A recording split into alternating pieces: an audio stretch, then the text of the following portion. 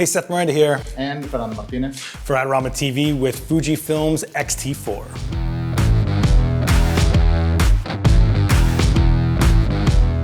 So we went at both sides on this camera, from the photo and the video, but we both know how much we love the X-T3, but now we're talking about a 26 megapixel stabilized sensor, a bigger battery for longer shoot time, and the fastest mechanical shutter they put in anything, which is 15 frames per second, which is just insane.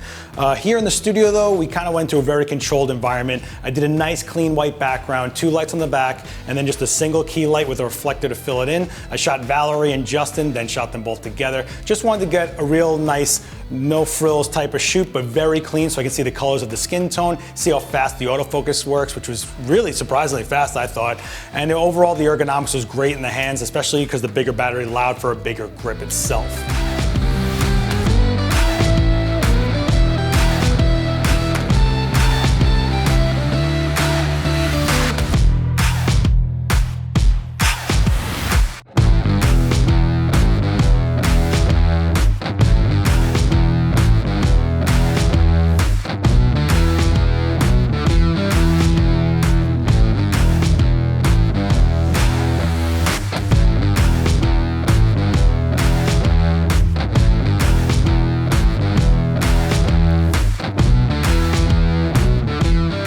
So while I found the autofocus super fast here in the studio, they're saying it works really great in low light at -6 EV, which is awesome.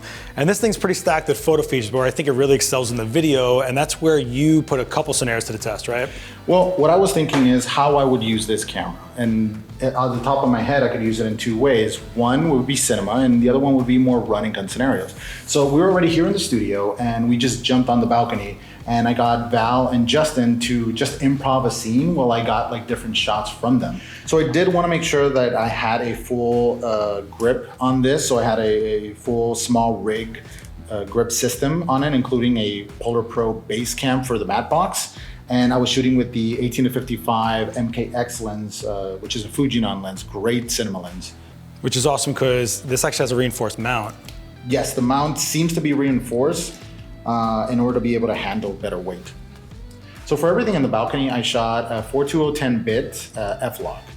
Again, very like straightforward, more cinema, more narrative setup. Mm-hmm. But then we wanted to take it also to the streets and make sure that everything would be stripped down. Also, another way I would use it would just be, lens and camera in hand and just being like out and about. Run and gun. Run and gun. And that's where I would shoot, your 4K 60, B-roll and everything you would need in that regard. That's where the stabilization really came into hand for you. Yeah, it was basically, just on my hands and still steady as a rock.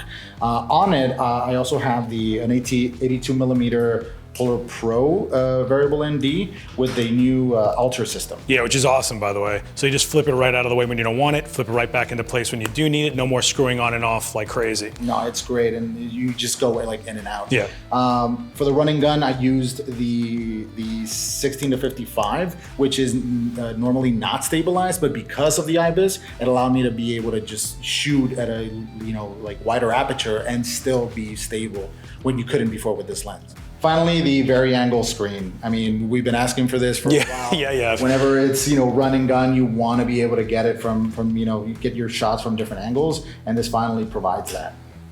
Another big change for the X-T4 specifically is the 240 frames per second in full HD. Yeah, that's slow. Ridiculous slow-mo, ridiculously slow. And I'm pretty sure you're seeing Justin's face right now in slow motion.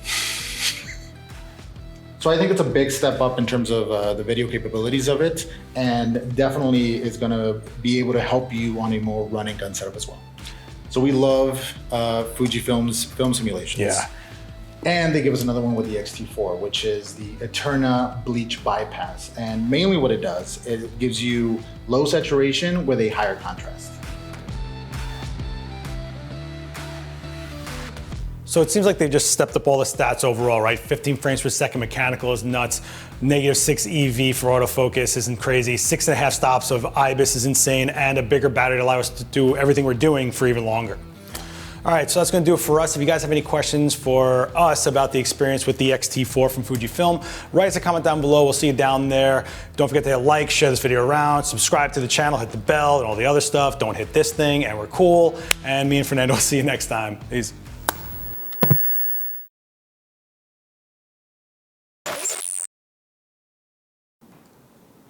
On another note, there's film simulations. There's a new film simulation for this guy, which is the Eterna Bleach Bypass. Eterna. Eterna.